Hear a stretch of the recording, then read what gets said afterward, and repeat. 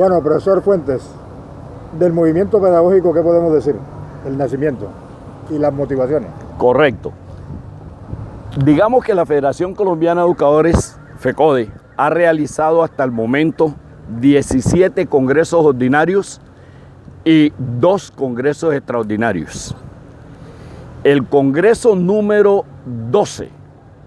de esos le tocó realizarlo en la ciudad de Bucaramanga en el año 1982, iniciando su periodo de gobierno el doctor Belisario Betancur.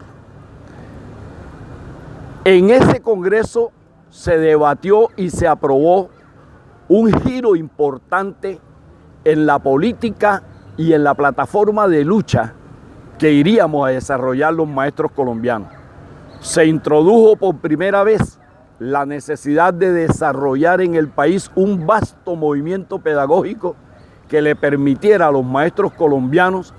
apoderarse del contenido de su quehacer, convertirse no solo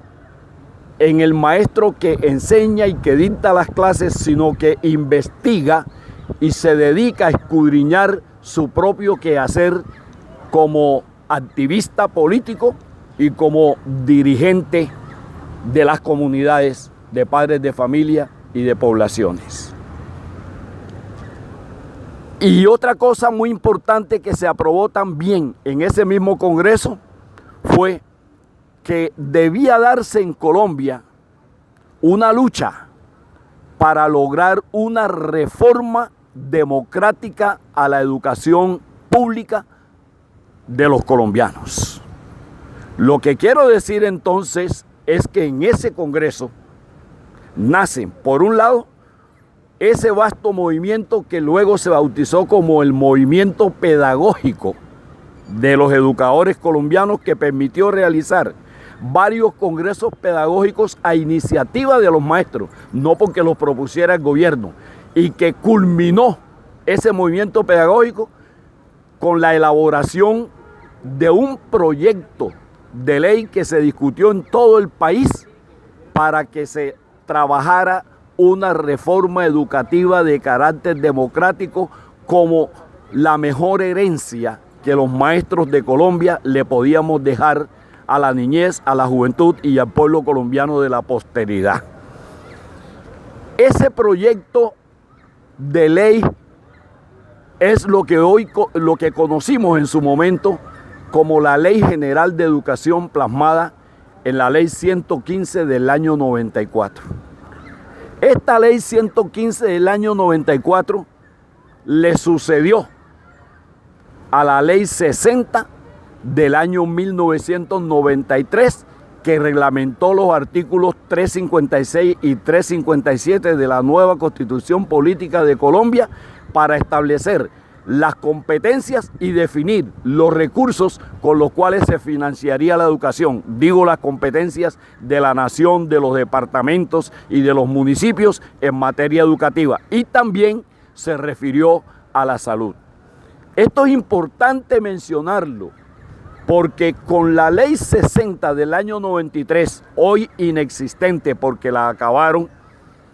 se llegó a montar un sistema de financiación de la oferta educativa en Colombia, es decir, del derecho de los niños y jóvenes a educarse. Todo el que quería estudiar, el Estado le financiaba ese derecho a la educación. Esa es la gran ventaja. A través de un sistema que se llamó del situado fiscal, que consistió en entregar un alto porcentaje creciente de los ingresos corrientes de la nación para financiar salud y educación hasta garantizar la plenitud del disfrute de ese derecho por parte de los colombianos. Como usted comprenderá, venir de una vieja constitución donde se contemplaba que cada año el 10% del presupuesto nacional debería ser destinado a la educación pública, cosa que nunca se cumplió porque siempre ha habido corrupción y esos dineros nunca llegaban a educación, de manera que la educación era más huérfana de lo que es hoy en el Estado colombiano. Pasar de eso a la definición de situado fiscal para educación y salud que dijera lo que ya expresé, para garantizar la plenitud del derecho a la educación y a la salud que tiene el pueblo colombiano, eso era mucho. Y eso no lo podía resistir nuestras clases dominantes, nuestros gobernantes.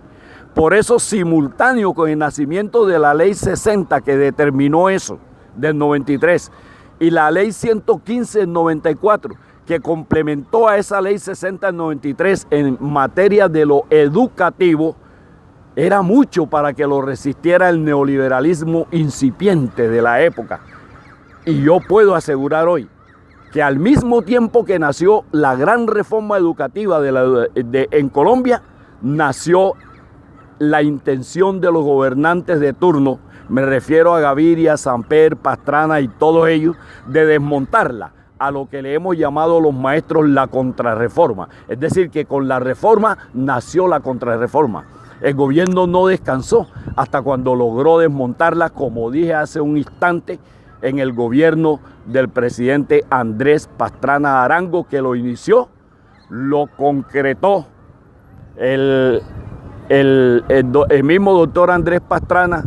teniendo como ministro de Hacienda al actual presidente de nosotros los colombianos, el doctor Juan Manuel Santos, como ministro de Hacienda, hasta que desmontaron ese sistema y nos cambiaron el situado fiscal por lo que hemos llamado la bolsa común, que técnicamente es el sistema general de participaciones, donde no solo disminuye el monto del dinero para financiar la educación y la salud, sino la fórmula de la cual derivan los recursos para financiar esos dos derechos fundamentales del pueblo colombiano. Por eso, a pesar de que hubiese habido más dinero, más billete, su valor adquisitivo era menor. En vez de aumentar, disminuyó. De ahí deriva la crisis que aún no se resuelve, que padecen estos dos sectores, tanto el sector de la educación como el sector de la salud. Ese es un episodio que los maestros colombianos y que el pueblo colombiano no puede olvidar, porque de aquí se deriva la responsabilidad que tienen los gobernantes del Estado colombiano, sobre todo los que vienen de 1990 hasta nuestros días, es decir, el doctor César Gaviria Trujillo, 90-94, el doctor Ernesto Samper Pizano, 94-98, el doctor Andrés Pastrana Arango, 98-2002, inauguró el nuevo siglo, ¿cierto? El doctor Álvaro Uribe Vélez, 2 periodos, del 2002 al 2010, 8 años, y luego el doctor Juan Manuel Santos Calderón, que también, imitando hasta en eso a su antecesor, el doctor Uribe, también se fue para 8 años. Entre todos estos presidentes, así digan lo contrario y así se desgarren las vestiduras, acabaron con la posibilidad de que en Colombia su población tuviera verdadero derecho a la educación y verdadero derecho a la salud. En ese sentido, esta es una batalla que apenas comienza, no terminamos. En salud, la Ley 100, que entre otras cosas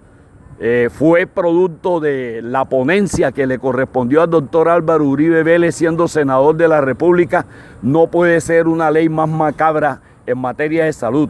Hemos dicho que los colombianos no descansaremos hasta hacer derogar esa ley que ha sido la maldición total para el derecho a la salud de los colombianos. Y en lo que tiene que ver con la educación, la desfinanciación de aproximadamente 85 billones de pesos en el periodo que va de 2002 a 2016, porque ahorita mismo estamos en un vacío constitucional y legal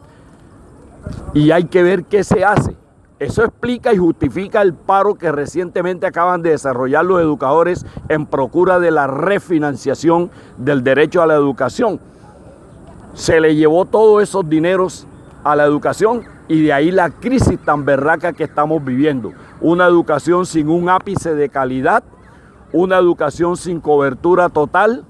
una educación que no le aporta ningún elemento sustancial para el cambio que requiere Colombia, es decir, una educación de pobre para pobres, que dista mucho del discurso que quieren manejar nuestros gobernantes, y que los educadores y el resto de los colombianos estamos en la obligación moral de combatir hasta que haya un cambio sustancial en la dirección del Estado para que se corrijan estas debilidades que tiene el sistema de financiación de la educación y de la salud en Colombia, y podamos soñar un día con tener una educación que le permita a los colombianos un nivel mínimo de competitividad en el concierto del resto de países latinoamericanos y, por qué no, del mundo. Colombia debería ser uno de los países llamados a tener un enorme desarrollo. Tenemos de todos los recursos que la madre naturaleza puede dotar a un país, y tenemos un elemento humano supremamente capaz y echado para adelante que se le mide a lo que quiera. Eso es lo que nos hace decir que Colombia sí puede cambiar, pero no va a cambiar con estos gobernantes. Por supuesto que tiene que ser con otra mentalidad de gobernante que priorice la inversión en lo social, que priorice los derechos fundamentales de los colombianos y no que busque el lucro propio y el de pequeños círculos a su alrededor, que les permite vivir como los más ricos del mundo a una minoría colombiana, pero a una minoría es a una minoría, mientras que el resto, la inmensa mayoría de los colombianos, vivimos como los más pobres del mundo. Entonces, Colombia hoy es un país que muestra ese contraste. Por un lado tenemos de los ricos más ricos del mundo, pero al lado de esos ricos más ricos del mundo tenemos de los pobres más pobres del mundo, y estos son la mayoría. Ese es el desequilibrio, esa es la desigualdad que un día hay que tratar de nivelar, y la educación, por supuesto, que es un enorme vehículo para zanjar y salvar esas grandes distancias.